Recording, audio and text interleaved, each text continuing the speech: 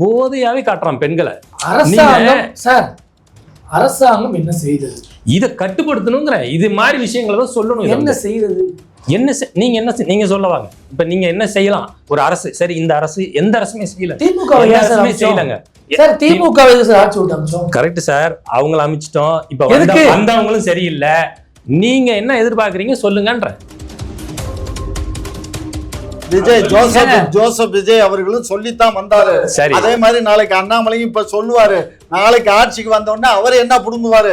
இதேதான் புடுங்குவாரு. இப்போ ஒரு 200 பொம்பளைங்க பாதிக்கப்பட்டது, 2000 பொம்பளைங்க பாதிக்கப்படுறவங்க கம்முன்னு இருக்கும். சரி, யார் வந்தா தாலிக்கு தங்கன்னு சொல்வீங்க, டைம் கேட்பீங்க, கம்முன்னு யாரு இல்ல. 2000 இந்த ஒரு இந்த படத்தை வரும் பாருங்க, கம்முன்னு கடை ஏன்னா பேசலாம், கம்முன்னு கடை ஆயிடுவாங்க. அது மாதிரி எது கேட்டாலும் எங்க சம்சாரம் மின்சாரம் மாதிரி எது பேசலாம் 2000 என்ன ஆச்சு, கம்முன்னு கடை. இப்போ நாளைக்கு வீத லீடர்ஸ் வருதுன்னு வைப்போம், ஒரு வாரத்துக்கு வைப்போம். என்ன செய்ய நீங்க மாத்துவீங்க? இப்போ நீங்க சொல்லி என்ன கேக்குறீங்க? முதல் விஷயம், பெண் கூட பாதிக்க நல்ல விஷயம் நான் சொல்றேன். விஜயும் பேச முதல்ல மேனிஃபெஸ்டோன்ற பேர்ல நாங்கள் வடை சுட மாட்டோம். உங்கள் தலைவர் நல்ல ஹேர் ஸ்டைலோடு நல்ல பெரிய கார்ல போவதனால் இந்த நாடு நல்லா இருக்குன்றது அர்த்தம் இல்லை. உங்கள் தலைவருக்கு நாங்களாம் நம்பி ஓட்டு போட்டதுனால மட்டுமே உங்கள் தலைவர் சிறந்த முதலமைச்சர் இல்லை. யார் ஒருவர் சிறந்தவர்?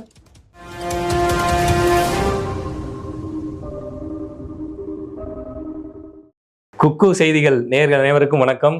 இன்றைக்கு நம்முடைய தமிழக அரசியல் நிலவரம் குறித்து பேசுவதற்காக நம்மோடு 2 பேரும் ஆளுமைகள் இணைந்திருக்கிறாங்க. ஒருத்தர் நம்முடைய முனைவர் ஐயா காமாட்சி நாயுடு அவர்களும், இன்னொருவர் நம்முடைய வீத லீடர்ஸ் அமைப்பினுடைய உறுப்பினராக இருக்கக்கூடிய வழக்கறிஞர் ஹரிஹரன் ராஜா அவர்களும் நம்மோடு இணைந்திருக்கிறார்கள். நம்ம அவரோடு பேசுவோம். நிறைய கேள்விகள் இருக்கு, வாங்க நிகழ்ச்சிக்குள்ள போவோம். ஐயா இருவருக்கும் வணக்கம். வணக்கம் ஐயா. இப்போ நம்ம ஹரிஹரன் ராஜாவை பற்றி உங்களை பற்றி ஒரு இன்ட்ரடக்ஷன் கொடுங்க. வீத லீடர்ஸில் எப்படி நீங்கள் அங்கே போய் இணைஞ்சிங்க? என்ன காரணம்?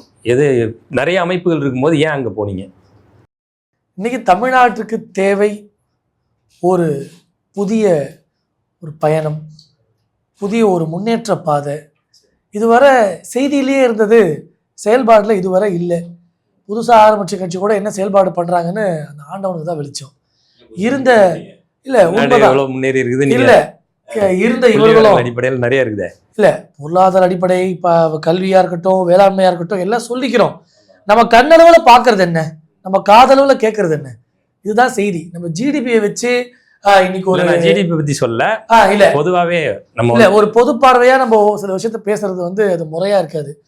இண்டிவிஜுவலாக பார்க்கும்போது இன்னும் எந்த செக்டார்லையும் பெரிய வளர்ச்சி இல்லாத ஒரு சூழ்நிலை. தமிழ்நாட்டில் நிறைய கட்சிகள் இருக்குது. இதில் இன்னொரு கட்சி எதுக்கு தேவைன்ற கேள்வியை தான் நீங்கள் எல்லாம் கேட்க வரீங்க. அந்த இருக்கின்ற கட்சி தமிழ்நாட்டுக்கு என்ன செஞ்சதுன்னு கேட்டிங்கன்னா அது $1 மில்லியன் கொஷின். இவங்கெல்லாம் 60 வருஷம் உட்கார்ந்து திங்காத தீனி இல்லை, அடிக்காத கொள்ளை இல்லை. ஆனால் இன்றைக்கி அவங்களுடைய சூழ்நிலை இன்றைக்கி எந்தளவு பரிதாப நிலைமையில் இன்றைக்கி கால் மேலே கால் போடுறதுக்கும் இன்றைக்கி அவங்க வசனம் பேசுறதுக்கு மட்டும்தான் அவங்களுடைய வேலை இன்றைக்கி போய் கொண்டு இருக்கு. கட்சியாக ஒன்றும் செய்யலை, ஆட்சியாக ஒன்றும் செய்யலை. இப்போ மக்களுக்கு ஒன்றும் செய்யாத இவர்களுக்கு மக்கள் எதுவுமே செய்யாமல் இந்த முறை தான் ஓரமாக உட்கார வச்சிருக்கிறாங்க. அப்படியே இன்னொரு கட்சிக்கு வருவோம், புது கட்சின்னு சொல்லி எல்லாம் நம்பி எல்லாம் போகிற போக்கில் எல்லாரும் போய் வாக்குகளை போட்டு இன்றைக்கி நாங்கள் வெற்றியை பெற்றுட்டோம். இன்றைக்கி ஒரு அரசியல் கேலி கூத்த ஒரு புது கட்சியை செய்யுது. அதை பற்றி டீட்டெயிலாக பேசுவோம். அதுக்கு முன்னாடி இதெல்லாம் வேண்டாம், இந்த நரேட்டிவ் பாலிடிக்ஸும் இந்த நாராசமான அரசியல் தேவையில்லை. மக்களுக்கு ஒரு நடைமுறை அரசியல், மக்களுக்கு ஆக்சசபிள் பாலிடிக்ஸ்ன்றது இன்னைக்கு தமிழ்நாட்டில் இல்லையே. பொருளாதாரம் அரசியலுக்குள்ள வந்தது யாரால? ஜாதி அரசியல் வந்தது யாரால?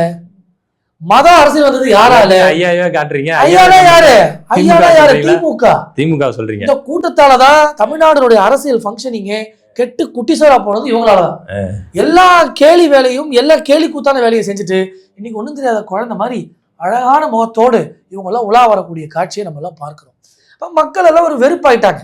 இந்த அதிமுக திமுக வேண்டாங்க, இந்த கர்மம் வேண்டாம் அப்படின்னு ஒதுக்கக்கூடிய நேரத்தில் அதை ஒருவர் அறுவடை செய்கிறார். அவர் தான் அண்ணன் விஜய் அவர்கள். ஆனால் அவருடைய அறுவடை கூட சரியாக இருக்கிறதா தெரியல. அது அறுவடையே ஆயிருக்க வேண்டாம் மாதிரி தோணுது. 10 வாரம் ஆகுது, 6 வாரம் தான் ஆகுதுன்னு நிறைய பேர் வந்து சில விஷயங்களை சொல்கிறாங்க. ஒரு அரசாங்கம் எல்லாத்துக்கும் டைம் கேட்கலாம். எல்லாத்துக்கும் நம்மளும் டைம் கொடுக்கலாம். சரி, ஆனா ஃபண்டமெண்டல் விஷயத்துக்கு வந்து எனக்கு டைம் வேணும்னு சொன்னா அப்புறம் எப்படி அந்த கவர்மெண்ட் ஃபண்டமெண்டல் விஷயம்னா நீங்க எதை சொல்ல வரீங்க? சட்டம் ஒழுங்கு. சட்டம் ஒழுங்கு, ரைட். சட்டம் சட்டம் ஒழுங்கு ஒழுங்கு நம்ம நினைச்ச உடனே இப்போ இல்ல பிரதர், இப்போ இல்ல ஸ்டாப், அப்படியே பாடுங்க. அது யார் பிரதர் சொன்னா உங்களுக்கு? நான் சொல்றேன். இப்போ எப்படி பிரதர் சொல்றீங்க? நான் வந்து இப்போ ஒண்ணும் இல்ல, டிராபிக் ஒரு உதாரணத்துக்கு எடுத்துப்போமே, நீங்க வந்து பிரதர் சட்ட ஒழுங்கு இல்ல நீங்க சட்ட ஒழுங்கு இல்ல நம்ம பர்టిక్యులர் டாபிக்கா போவோம். சட்ட ஒழுங்கு சரி செய்ய முடியாதுன்றீங்க. இல்ல ஒரு உடனே முடியாதுன்றீங்க. ஒரு பொம்பளை குழந்தைக்கு ஒரு பாதிப்பு ஏற்பட்டுருச்சு. ஒரு குழந்தைய ஒருத்தன் மது போதையிலையோ ஒரு போதை இதுல அந்த குழந்தைய கெடுத்துறான். சரி, சட்டம் ஒழுங்கு பண்ண மாட்டீங்களா?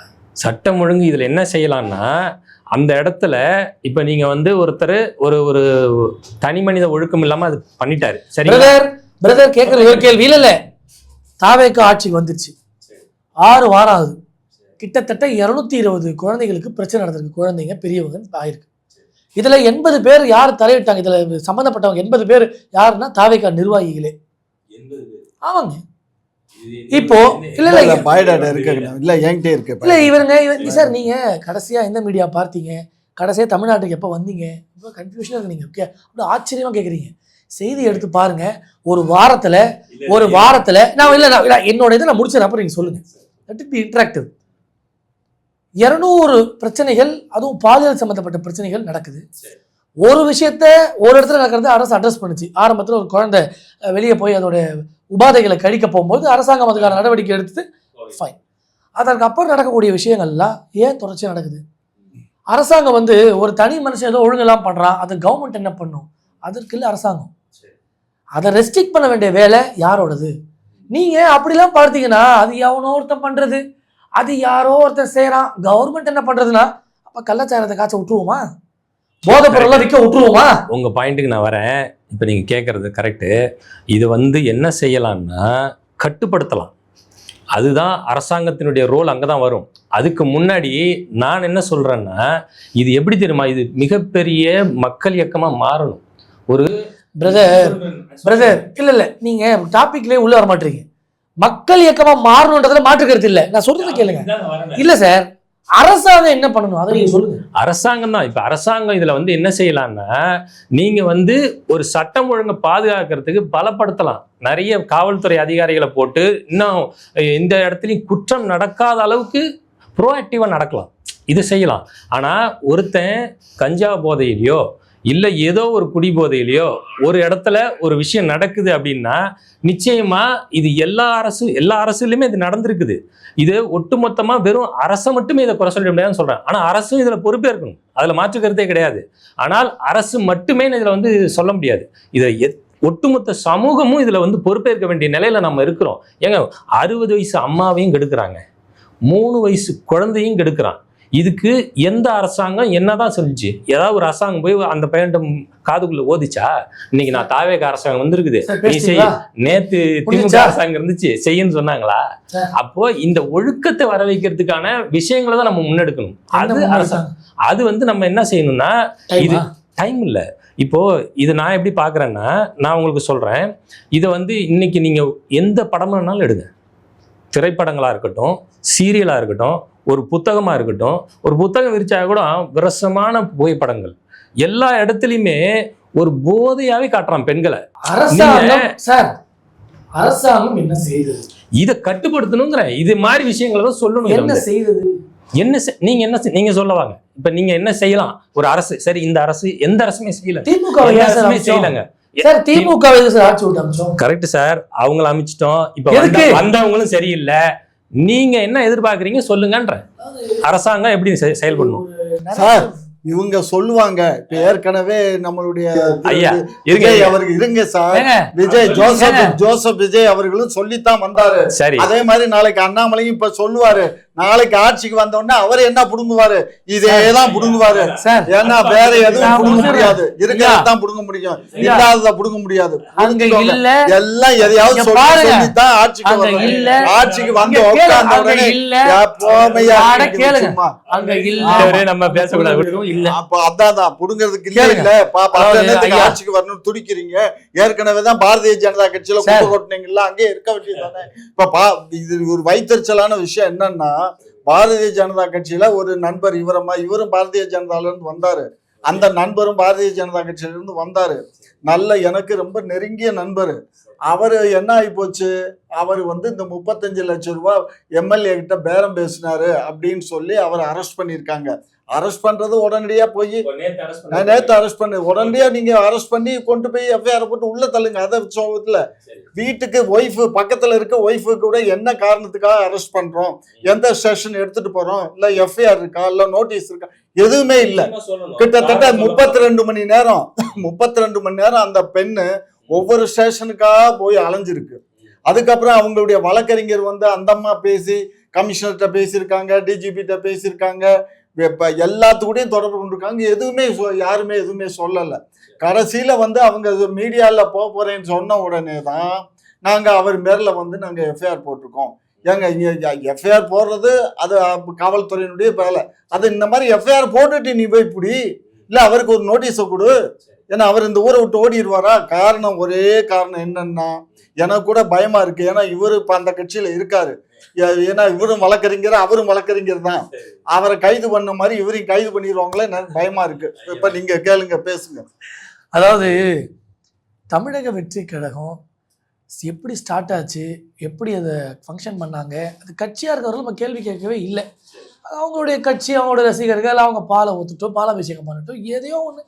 தமிழ்நாடுனுடைய ட்ரெண்ட் ஆஃப் பாலிடிக்ஸை, தமிழ்நாடுனுடைய அரசியல் போக்கை ஒரு மாதிரி ஒரு ஒரு ஒரு அதை ஒரு சிறுபலத்தனமாக மாற்றிட்டாங்க. அதில் மாற்றுக்கிறது இல்லை. ஆட்சிக்கு வந்தவுடன் கேள்வி கேட்கப்படத்தான் செய்யும். எந்த அமைச்சர் ஒரு இஷ்யூ அட்ரஸ் பண்ணி பேசியிருக்காரு அந்த 6 வாரத்துல? எந்த அமைச்சர் இஷ்யூ அட்ரஸ் பண்ணி பேசணும்னா எதை பத்தி நீங்க பேசணும்னு நினைக்கிறீங்க? அதாவது எண்ணத்தை கண்ணை அமர் இருக்கு, எண்ணத்தை சொல்லி எண்ணத்தை சார். தமிழக வெற்றி கழகம் ஆட்சிக்கு நாங்க எதுக்கு கொண்டு வந்தோம்? திமுக மக்களுங்க, நாங்க மக்கள் கொண்டு வந்ததுக்கான பிரதான நோக்கம், இவங்க கிட்ட சட்ட ஒழுங்கு சீர்கெட்டு போய் ஒரே போதை வஸ்தாகி ஒரு மாநிலமே ஒரு அன்ஸ்டேபிள் மொமெண்ட்ல இருக்கிறத மக்கள் உணர்ந்தாங்க. இவங்களை வீட்டுக்கு அனுப்பியாச்சு. இன்னைக்கு புதுசாக ஒரு கட்சி வந்தவொடனே அதே வேலையை தானங்க செய்யுது. இவங்க என்னென்ன கிடுக்குப்பிடி வேலைகளையும் கிறுக்குத்தனமான ஆக்டிவிட்டிஸையும் அவங்க 5 ஆண்டுல செஞ்சாங்களோ அதே வேலை தான் நடக்குது இன்னைக்கு. தாவேக்காவுடைய அரசியல் இல்ல அரசை விட்டுருங்க, இல்ல அரசு சொன்னா நீங்க வாதம் பண்ணிட்டே இருக்கீங்க, அதெல்லாம் டைம் கொடுக்கணும், எந்த இஷ்யூ கேட்குறீங்க, அவர் இப்பதானே வந்தாரு, பாவம் பச்சை குழந்தை, அவருக்கு ஒண்ணுமே தெரியாது, அவருக்கு கடன் வாங்குறது தெரியாது, அவருக்கு ஒண்ணுமே தெரியாது. இருங்க, அவர் பாவங்க, அவர் பாவங்க சார், இருங்க சார், அவர் பாவங்க. விஜய் என்ன செருப்பு கிட்ட வாங்கிக்கிறோங்க, நாங்க போதுமாங்க, விடுங்க, சந்தோஷமா. சரி, நான் கேட்கறதுக்கு இல்லங்க, நான் கேட்கறதுக்கு நீ பதில் சொல்ல மாட்டேங்கிறீங்க. நீங்க என்ன இஷ்யூ இப்ப நீங்க என்ன சொல்றீங்க சார்? நான் சொல்லிடுறேன். இப்போ போன ஆட்சி பல காரணங்கள், அது பாலியல் தொல்லையா இருக்கலாம், நிர்வாக சீர்கேடா இருக்கலாம், பல காரணங்கள் அடிப்படையில் அந்த ஆட்சியை போக்கிட்டு இந்த ஆட்சியை கொண்டு வந்திருக்காங்க மக்கள். இப்போ இந்த மக்கள் இங்க கொண்டு வந்தாச்சு இந்த ஆட்சியை. இந்த ஆட்சியில என்ன இந்த ஆட்சி செய்யணும்னு நினைக்கிறீங்க? 54 கிட்டத்தட்ட 2 மாசம் ஆயிடுச்சுங்க. 2 மாதங்கள்ல நீங்க சொன்னீங்கல்ல திமுக இதெல்லாம் செய்யல, இதெல்லாம் வந்துச்சு, தாவேக்கோ இதெல்லாம் செய்யுது இல்ல, அதுக்குதான் இன்னும் கொஞ்சம் பொறுங்கன்றோம். இப்போ ஒரு 200 பொம்பளைங்க பாதிக்கப்பட்டது, 2000 பொம்பளைங்க பாதிக்கப்படுறவங்க கம்முன்னு இருக்கும். சரி, யார் வந்தா தாலிக்கு தங்கணும்னு சொல்வீங்க, டைம் கேட்பீங்க, கம்முன்னு யாரு இல்ல. 2000 இந்த ஒரு இந்த படத்தை வரும் பாருங்க, கம்முன்னு கடை ஏன்னா பேசலாம், கம்முன்னு கடை ஆயிடுவாங்க. அது மாதிரி எது கேட்டாலும் எங்க சம்சாரம் மின்சாரம் மாதிரி எது பேசலாம் 2500 என்ன ஆச்சு, கம்முன்னு கடை. யாரும் ஒன்னும் சொல்லல, கம்முன்னு யாரும் சொல்ல. டைம் எது சார் கேக்குறீங்க? சார் டைம் கேட்டு ஆட்சிக்கு வந்தீங்க, டைம் கேட்டு ஆட்சிக்கு வந்தீங்களா? உங்களுக்கு மக்கள் டைம் கொடுத்து ஆட்சி வர வச்சாங்களா? பதவி ஏற்படுறதுக்கு முன்னாடி அந்த தேர்தல் அறிக்கை கொடுத்தீங்களே, இதெல்லாம் நிறைவேற்ற 1 வருஷம் ஆகும்னு சொன்னீங்களா? பேசுங்க, ஏன் இருங்க சார். பிரச்சனை என்னன்னு கேட்டீங்கன்னா, மக்களை இல்ல சார், எனக்கு இதை டைஜஸ்ட் பண்ணிக்க முடியல. மக்களை கேலி ஒரு பொருள் மாதிரி ஆக்கி அவங்க கிட்ட உங்களுடைய திரை வெளிச்சத்தை வச்சு ஓட்டை வாங்கிட்டு அதுக்கப்புறம் அதுக்கு டைம் இதுல உள்ள கடன் இருக்கு, அளவு கடன் இருக்கு. சரிங்க, நீங்க திமுகவை எக்ஸ்போஸ் பண்றதை வரவேற்கிறோம். ஒரு டிபார்ட்மெண்ட்டுக்கு வெள்ளை அறிக்கை தரீங்கல்ல, அதை வரவேற்கிறோம். அவங்களை எக்ஸ்போஸ் பண்ற அதே நேரத்துல நீங்க சொன்ன வார்த்தையெல்லாம் செய்யணுமா இல்லையா? நீங்க சார், நீங்க பொறுக்கலாம் சார். நான் முடிச்சிடறேன். இப்போ நான் ஒரு பெண்ங்க, எனக்கு வருமானத்துக்கு எந்த வழியும் இல்லை. தாவேக்காவுடைய தேர்தல் அறிக்கையை பார்த்துட்டேன், மாசம் 2500 ரூபா தரேன்னு சொல்லிட்டாங்க. அதை நம்பி நான் ஓட்டு போட்டேன். என்கிட்ட 10 காசு இல்லைங்க, அதை நம்பி ஓட்டு போட்டேன். அரசாங்கம் எப்ப தரும் எனக்கு? பதில் சொல்லுங்க. இதே போல கல்லூரியில ஒரு மாணவர் படிக்கிறான், அவனுக்கு எந்த விதமான நிதி வசதி இல்லை. அவர் தாவேக ஆட்சியில முழுமையா உங்களுக்கு கடன் ரத்துனாங்க, அதை நம்பி நிக்கிறோம். எங்க நிலைமை என்ன? சரி, நான் சொல்லட்டுமா, நான் பேசட்டுமா? இப்போ 2500 ரூபா தரேன்னு இவங்க அறிக்கை கொடுத்துருந்தாங்க இப்போ தாவேக சார்பில். இப்போவும் தொடர்ச்சியாக மகளிர் உரிமை தொகைங்கிறது 1000 ரூபா போயிட்டு தான் இருக்குது. போன அரசு என்ன சொல்லிச்சோ அதை கண்டினியூ பண்ணிட்டு இருக்கிறாங்க. எப்போ இன்னும் மேலே 1500 ரூபா தரணும் இவங்க சொன்னபடி பார்த்தாக்கா, அதற்கு நிதிநிலைகளை இவங்க சரி பண்ணிட்டு தான் கொண்டு வரோம் அப்படின்னு சொல்லியிருக்கிறாங்க. நல்ல விஷயம். அதுக்கு இல்ல சார், ஒன் பை ஒன்னா போவோம், இருங்க, ஒன் பை ஒன்னா போவோம். நிதி நிலைமை சரியா இல்ல, 10 லட்சம் கோடி கடன் இருக்குன்னு உங்களுக்கு தெரியுமா தெரியாதா? எல்லாருக்கும் தெரியும். அறிக்கை கொடுத்தவங்க தானே இப்ப தேர்ந்தெடுத்த மக்கள். கம்ப சுத்துற கதை அதாங்க. நீங்க வந்துட்டீங்க, உங்க வாதப்படி வர அறிக்கையை 10 மக்கள் தேர்ந்தெடுத்தாங்க. அப்ப அறிக்கையை நிறைவேற்ற சரிக்கு போனா என்ன பண்றாங்க? இப்போ இதெல்லாம் அப்படிலாம் பேசக்கூடாது. நீங்க பாருங்க பிரதர், அதாவது உங்களுக்கு நிதி வர இல்ல இல்ல இல்ல இருங்க, உங்களுக்கு சரிக்கிறது தப்பான வார்த்தை இல்ல, சரிக்கிறது தான், அது தவறான வார்த்தை ஒண்ணும் இல்ல. அப்பார்ட்மெண்ட் மனுஷன் நான் கேட்கிறது, தமிழக வெற்றி கழக ஆட்சி உங்களுக்கு இல்லங்க. இருங்க சார், 1 கோடி பேர் நீங்க பேச விட மாட்டீங்க சார். 1 கோடி பேருக்கு மேல ஓட்டு போட்டிருக்காங்க. 1 கோடி பேர்ல ஒரு 10 லட்சம் ஏதோ ஒண்ணுங்க, 1.5 கோடியோ 2 கோடியோ தெருக்கோடியில் விடாம இருந்தா சரி. அந்த 1.5 கோடி பேருக்கு ஒரு 50 லட்சம் பேருக்கு எந்த பிரச்சனையும் இல்லைங்க. கவர்மெண்ட் ஸ்லோவா கொடுத்து அட்ஜஸ்ட் பண்ற லெவல்ல இருக்காங்கன்னு வைங்க. மற்ற மக்களால் அரசாங்கத்தினுடைய உதவி இல்லாமல் அட்ஜஸ்ட் பண்ணி இருக்க முடியாதுங்க. என்ன பண்ண போறீங்க? டைம் கொடுக்க முடியாதுங்க எங்களால. மக்கள் நாங்க தயாரா இல்லைங்க. ஓட்டு போடும் பொழுது மேனிஃபெஸ்டோவை காமித்து எந்த மக்கள் இப்படி சொல்லியிருக்காங்க நீங்க சொல்லுங்க. எந்த மக்கள் இல்ல இல்ல இல்ல எந்த மக்கள் சொல்லல, எந்த மக்கள் சொன்னாங்க நீங்க காட்டுங்க, நான் பேசுவோம். இந்த மக்கள் இப்படி ஆதரவு இல்ல வில்லிவாக்கத்துல ஒரு பகுதிக்குள்ள போய் அங்க லேடிஸை செட்டப் பண்ணி இல்ல இல்ல பொறுமையாவே தர சொல்லுங்க, 1000 தான் நம்ம விஜய் என்ன நான் காட்டுவேன் செட் பண்ணதெல்லாம் நான் கேக்குற கேள்வி என்ன? ஆதரவு யாரு? ஐயோ, நான் சொல்றது முதல்ல நான் சொல்றது முதல்ல கேளுங்க. நீங்க ஆதவ அர்ஜுனா விடுங்க, புசி ஆனந்தெல்லாம் விடுங்க. இந்த கவர்மெண்ட் சொல்லியிருக்கு, ஒரு உத்தரவாதம் கொடுத்துருக்கு, பல உத்தரவாதங்களை கொடுத்துருக்குது. அதை இந்த கவர்மெண்ட் செய்யணும். அதுதான் நீங்க கேட்குறீங்க. இப்போ இந்த 2500 ரூபா தரலன்னா எனக்கு வாழ்வாதாரமே இல்லை, இன்னைக்கு நான் சாப்பிடவே முடியாது அப்படிங்கிற அளவுக்கு நீங்க பேசுறீங்க. அந்த மாதிரி மக்கள்லாம் இந்த தமிழ்நாட்டில் இருக்கிறாங்க அப்படின்றீங்க. அப்படிப்பட்ட மக்களை நீங்க காட்டுங்க, அதை பற்றி நம்ம அப்புறம் பேசுவோம். இப்படி நீங்க வந்து மேனிபுலேட் பண்ணி பேச இல்ல இல்ல அது மக்கள் நீங்க மேனிபுலேஷன் தான். இல்ல இப்போ அந்த 2500 ரூபாய் இல்ல இல்ல நீங்க எப்படி முடிவு பண்ணலாம்? யாருமே நிலையில இல்ல. அந்த 2500 ரூபாய் யாருமே கேட்கல. பாத்தீங்க நீங்க டைம் இல்ல இல்ல டைம் பரவாயில்லை, நீங்க டைம் எடுத்துக்கோங்க. யார் சொன்னா உங்ககிட்ட? நான் கேட்டிருக்காங்கன்றேன். யாரு? கவர்மெண்ட் கேட்டுதுங்க, மக்கள் ஏத்துக்கறாங்க நினைக்கிறீங்களா நீங்க? மக்கள் எல்லாம் ஐயோ விஜய் என்ன டைம் கேட்டாரு பரவாயில்ல 5 வருஷம் டைம் கேப்பீங்க, கொடுத்துட முடியுமா உங்களுக்கு? வேற என்ன பண்ணுவீங்க? அப்ப ஏமாத்தி ஓட்டுவாங்க, நீங்க ஒத்துக்கிறீங்களா? இது எப்படி ஏமாத்தி ஓட்டுவாங்க நீங்க எப்படி சொல்றீங்க? அதுக்கு பேர் என்னங்க? என்னங்க மோசடியா இருக்கு? இருங்க கவர்மெண்ட் எலெக்ஷன் அறிவிச்சிட்டாங்க, உங்களால முடியற விஷயத்த சொல்லணும். மேனிஃபெஸ்டோனா என்ன? மேனிஃபெஸ்டோ ஒரு விஷயத்தை வாக்குறுதி என்ன?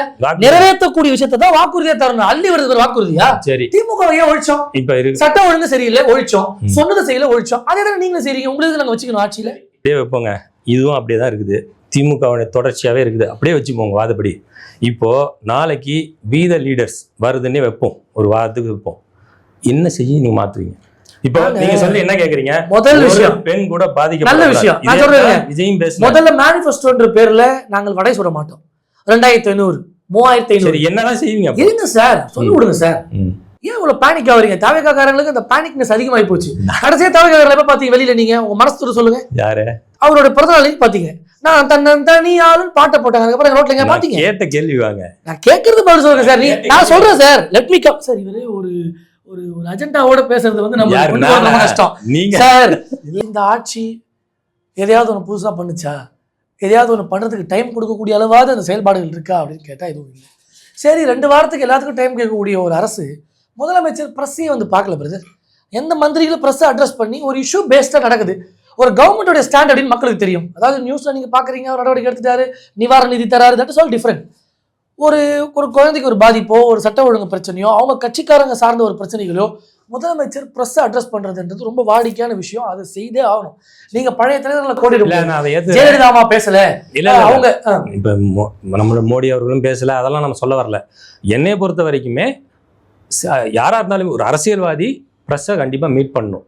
அது இவர் மீட் பண்ணுவாருன்னு நம்புவோம், அவ்வளவுதான். இப்போதைக்கு நம்ம சொல்ல எல்லாமே நம்பிக்கை தான். எல்லாமே நம்ம தண்ணியில தான் எழுதி செயல்படலாம். மக்களை வந்து நீங்க வந்து ஒரு எனக்கு தெரிஞ்சு ஒரு எலைட் பீப்புளை மட்டுமே சார்ந்த ஒரு அரசியலை நீங்க எடுத்து பேசுறதாக நான் நினைக்கிறேன். எவ்வளவோ பாவப்பட்ட மக்கள் பிரதர். அதாவது I am from the ground. அதனால வந்து நான் வந்து சும்மா அப்படியே வந்துட்டு ஒயிட் காலர் போட்டு அப்படியே ஒரு ஃபிலிம் போட்டு வீட்டுக்கு போகிற ஆள் கிடையாது. எவ்வளோ மக்கள் அடுத்த வேலை இல்லை நான் முடிச்சிடறேன், அடுத்த வேலை உணவுக்கு கூட வழி இல்லாத 2500 ஒரு பெரிய விஷயமான்னு கேட்கக்கூடிய உங்கள் மனநிலைக்கு நான் ஒரு பதில் சொல்றேன். இன்னும் எத்தனையோ பேர் ஒரு வாய் சாப்பாட்டுக்கு வழி இல்லாம, நான் முடிச்சிடறேங்க என் கருத்தை பேச விடுங்க, ஒரு வாய் சாப்பாட்டுக்கு வழி இல்லாம ஏழைப்பாள மக்கள் எவ்வளோ பேர் இன்னும் கஷ்ட நிலையில, அடுத்த மார்த்து துணி இல்லாமல் மார்த்து உடை இல்லாமல் ரொம்ப சீரழியக்கூடிய ஒரு இடங்கள்லாம் தமிழ்நாட்டில் இருக்கு. அதாவது நம்ம பேசலாம், அதாவது ஃபேன்சியா உங்கள் தலைவர் நல்ல ஹேர் ஸ்டைலோடு நல்ல பெரிய கார்ல போவதனால் இந்த நாடு நல்லா இருக்குன்றது அர்த்தம் இல்லை. உங்கள் தலைவருக்கு நாங்களாம் நம்பி ஓட்டு போட்டதுனால மட்டுமே உங்கள் தலைவர் சிறந்த முதலமைச்சர் இல்லை. யார் ஒருவர் சிறந்தவர்? சிறந்தவர்கள் டெஃபினேஷன் என்ன சொல்லுங்க? Who is a great person?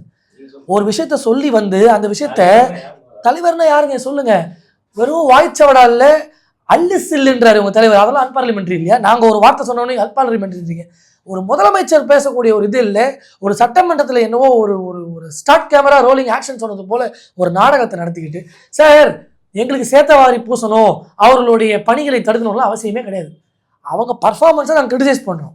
It is a constitutional country, எங்களுக்கு எல்லா உரிமைகளும் இருக்குது, ரைட் டு ஸ்பீச் இருக்குது, ரைட் டு எக்ஸ்பிரஷன் இருக்குது, எல்லா கருத்துக்களையும் அவங்க அரசு மீது நம்ம சொல்லலாம்.